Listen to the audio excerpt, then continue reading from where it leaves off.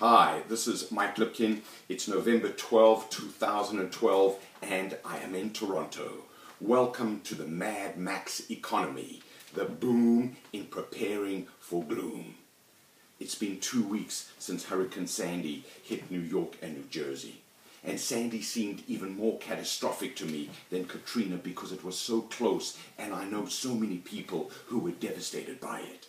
And even though Toronto was on the outer perimeter of the storm, a massive tree was blown over in our garden onto our house, costing us almost $3,000 in removal and repairs. According to yesterday's issue of the New York Times, Sandy was a boon for the Mad Max economy, the multi-billion-dollar-a-year collection of industries that thrive when things get really, really bad. Generators, batteries, candles, weather radios, kerosene heaters, industrial fans, lanterns, flashlights, and sump pumps. Even the demand for gas cans is phenomenal. Sales of emergency radios and flashlights rose 220% in the week after the storm, not just in the affected areas, but across the United States. It seems that mindfulness motivates consumers all over the continent to be prepared in case of a similar event. Jonathan Dick, Director of Sales for Ready Store, says, "This industry is very event-driven. When there is a hurricane like this, or when the stock market crashes, we see crazy increases in demand." Aaron Jagfield, CEO of Generac, a major producer of generators, states that major storms typically create an immediate demand for portable generators, and the demand from Sandy was unprecedented. He sees a day when standby generators will be as common as central air conditioning. It is the next must-have appliance, he says. So what does the Mad Max economy mean to you, irrespective of where you live? Well, winter is coming. The economy is flatlining. The fiscal cliff is looming. A financial meltdown could also be coming. A double dip is pending. Life is becoming one long Halloween. It's scary, baby.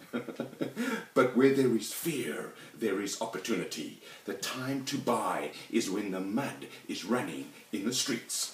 The leaders are concentrating on their core. They are focusing on their fundamentals. They are getting the right things right. They are training for the end game. They are saying yes to the things that count and no to the things that do not. They are developing a lean culture that can pivot on demand. That means abruptly shifting direction or strategy in response to changing circumstances. We all need to act like the next storm is coming. Now that doesn't mean running scared. It means being super prepared. It means being so prepared that others turn to us for guidance and safety. So what does that take? Well, firstly, it takes mental and physical fitness. Whatever happens next, it's going to be extreme. It's going to be exhausting. It's going to take deep personal reservoirs of stamina, resilience, and mojo. So build your capacity now. Train your mind and your body to be ready. There is a gym near you waiting for you to register.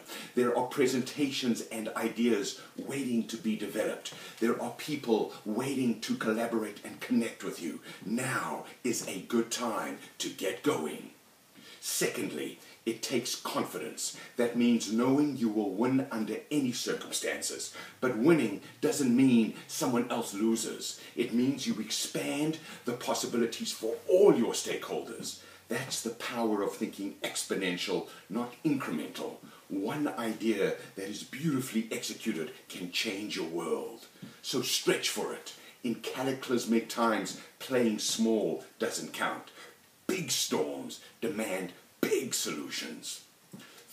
Thirdly, it takes communication.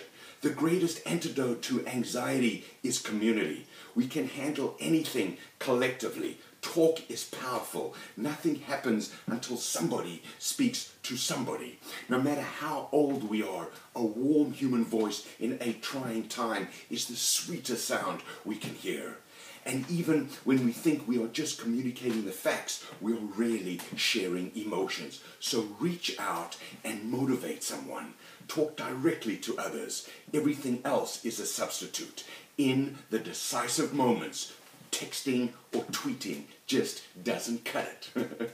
Fourthly, it takes one day at a time. Even decades come in 24-hour packages. We can do it all, we just cannot do it all at once. The Mad Max economy demands that we prioritize right now.